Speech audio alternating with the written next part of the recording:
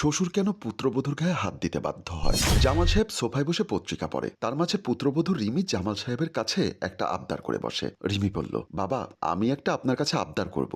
জামাল সাহেব বলল, আবদার করতে পারো, তবে এমন কোনো আবদার করো না যে আমি পূরণ করতে পারবো না। রিমি বলল, যে আবদার আমি করব তা যে কেউই না জেনে না দেখে রাজি হয়ে যাবে। বলুন আমার আবদারটা পূরণ করবেন? ঠিক আছে, বলো তোমার আবদারটা কি? আব্বা, আম্মা রুমে আছে না? তোমার আম্মা রুমে আছে তো? কেন? তাহলে এখানে সম্ভব না, আমার রুমে যেতে হবে। বৌমা, তোমার রুমে যেতে বলছো কেন?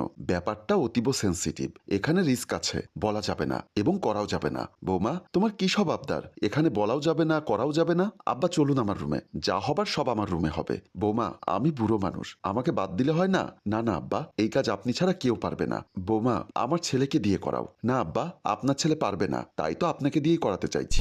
বৌমা, তুমি এসব কি বলছো? তোমার মাথা খারাপ হয়ে গেছে? আমি তোমার শ্বশুর, তুমি এইসব কথা আমাকে বলতে পারো না।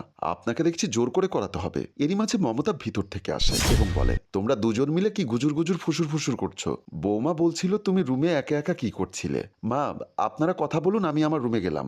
রিমি তার রুমে চলে গেল। আচ্ছা, আমাদের বউটা খুব ভালো, তাই না? শুধু কি ভালো, এমন বউ কজনের কপালে ধরে? সংসারে আসতে না আসতেই সংসারের হাল ধরে ফেলেছে, তাই না? আচ্ছা, সারাদিন বাসায় বসে থাকতে তোমার ভালো লাগে? একটু বাহিরে ঘুরে আসলে তো পারো। যাব, সন্ধ্যার আগে একবার বের হব, উপর থেকে একটু ঘুরে আসি। জামাল দরজা খুলে বের হয়ে গেল। রিমি রুমে বিছানায় বসে ভাবছে, আমার শ্বশুরটাকে বুঝিয়ে শুনিয়ে রুমের কাছাকাছি নিয়ে আসলাম, শেষমেশ বুড়িটা এসে আমার সব শেষ করে দিল। যেভাবেই হোক বাবাকে দিয়ে করাতে হবে। ছাদের এক কোনায় জামাল সাহেব দাঁড়িয়ে ভাবছে, বৌমা আমার কাছে কি চাইতে পারে? বৌমার কথাবার্তা তেমন সুবিধার বলে মনে হচ্ছে না। যদি কোনো কেলেঙ্কারি হয় তাহলে আমি একেবারে শেষ। যা করতে বলে তা যদি ধরা খাই তাহলে আমি শেষ, মানে আমার সাথে আমার সংসারটাও শেষ হয়ে যাবে। না না, বৌমাকে বোঝাতে হবে। রোহান রুমে বিছানায় বালিশালান দিয়ে বসে আছে, হাতে একটা ম্যাগাজিন বই। তাতে চোখ বোলাতে এরই মাঝে রিমি আসে। রোহান রিমিকে টান দিয়ে রোহানের কাছে বসায় এবং রোহান রিমিকে আদর করতে চায়। তখন রিমি রোহানকে ধাক্কা দিয়ে ফেলে দিয়ে বলে, পারো তো শুধু আদর করতে, আর তো কিছু পারো না। তোমায় নিয়ে যে আমি কিভাবে সংসার করছি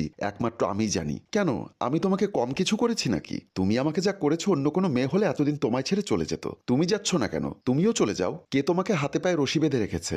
যাবো কি যাবো না সেটা আমার ব্যাপার, তা তোমাকে বলতে হবে না। তোমার জ্বালায় বাসায় এক মুহূর্তেও থাকতে মন চায় না। কে তোমাকে বাসায় বেঁধে রেখেছে? দূর, বাসায় থাকবোই না। রোহান ডাক করে বাইরে চলে গেল। রিমি বিছানায় বসে ভাবছে, বাবাকে কখন একা পাবো আর কখন আমার কাজটা করাবো, কিছুই বুঝতে পারছি না। বেশ কিছুদিন পর জামাল সাহেব বাহির থেকে রুমে প্রবেশ করে। পেছন থেকে রিমি জামালের চোখ টিপে ধরে। বলুন তো আমি কে? তুমি আমার জান আর কি। বাবা মনে হয় আমাকে চিনতে পারেনি। না হয়নি, ভালো করে বলুন, আমি তোমাকে চিনবো না? তুমি কলিজা। বাবা আমায় মা মনে করেছে। ছি ছি। জামাল পেছনে হাত দিয়ে হাত ঘোরাতেই রিমির নরম জায়গায় হাত পড়ে। রিমি তখন কি করবে বুঝতে পারছে না। দরজার ফাঁকা দিয়ে তা দেখে মমতা। বাবা, আপনি আমাকে চিনতে পারেননি? বাবা, কাজটার জন্য ধন্যবাদ। মমতা এসে বলে, অসাধারণ, অসাধারণ দৃশ্য। রিমি ভেতরে চলে যায়। তুমি আমাকে ভুল বুঝো না। মমতা জামালকে থাপ্পড় দিয়ে বলে, বুড়ো বয়সে লুচ্চামি করতে তোমার রুচিতে বাঁধলো না, তাও আবার ছেলের বউয়ের সাথে? ছি ছি। জামাল বলল, তোমার চোখের দেখা যে ভুল আছে তা আমি প্রমাণ করে দিব। আর যদি প্রমাণ করতে না পারো তাহলে এই বয়সে আমি তোমার ঘর ছেড়ে চলে যাব। তাহলে শোনো। ফ্ল্যাশব্যাক। মমতা রুমে বসে আছে। রিমি মমতার কাছে এসে বলে, মা, রান্না করতে গেলাম, দেখি নুন তেল পেঁয়াজ ডাল তরকারি কিছুই নেই। তোমার বাবাকে বলো। বাবাকে বলেছি, বাবার নাকি কোমর ব্যথাটা বেড়েছে। মা, বাবার আশায় থাকলে আজ আর খাওয়া হবে না, তাই বলছিলাম মা আপনি দোকানে গিয়ে বাজারগুলো নিয়ে আসবেন। আমি বউ মানুষ, দোকানে কে কি বলে তাই আপনাকে বলছি।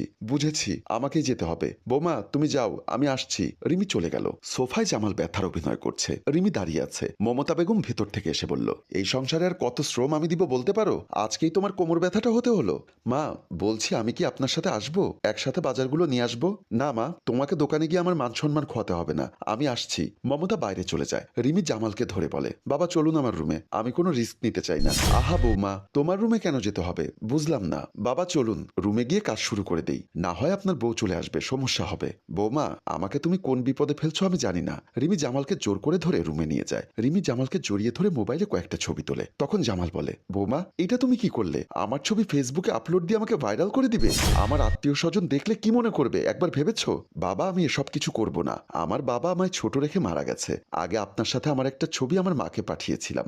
মা বলেছে একেবারে তোদের বাপ বেটির মতো লাগছে, কিন্তু সেই ছবিটা ডিলিট হয়ে গেছে। মা আপনার আর আমার কয়েকটা ছবি চেয়েছে, তাই বাবার সাথে মেয়ের ছবি তুলে মাকে পাঠাবো, তাই এই সমস্ত করলাম। তুই আমাকে মাফ করে দিস। তুই বলেছিস পজিটিভ আর আমি ভেবেছি নেগেটিভ। বাবা, আপনিও আমাকে মাফ করে দিবেন। জামাল রিমির কপালে একটা চুমু দিয়ে চোখ মুছতে থাকে। মমতা চোখ মুছে বলে, আমাকে মাফ করে দিও, তোমাকে থাপ্পড় দিয়েছি বলে। তুমি মাফ না করলে আল্লাহ আমাকে মাফ করবে না।